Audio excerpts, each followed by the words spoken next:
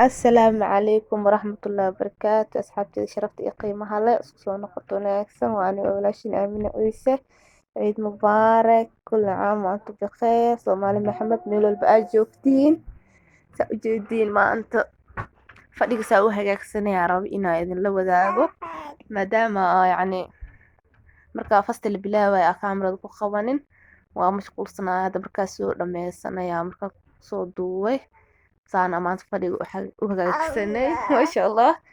markaa soo dhawaada idin leeyahay waxaa jeclaystay maanta maadaama ay ciid tahay oo labada faraxsan yahay alxamdulilah ilaa farxadda aynoo siyaadiyo inaani la qeybsado maasha allah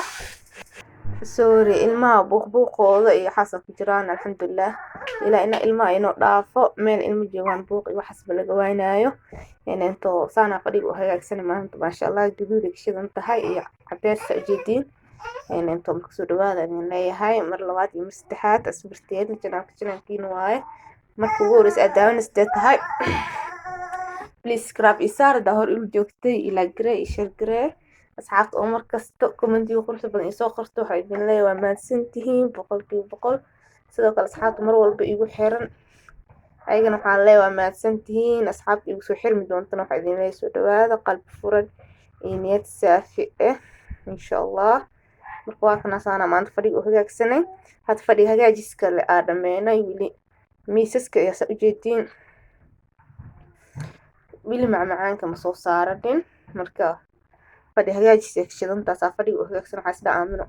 asxaabtaada wadaag maadaama markaa fast la bilaabo oo la hagaajinay aa soo duubin markaa la hagaajiyey oo soo dhameynay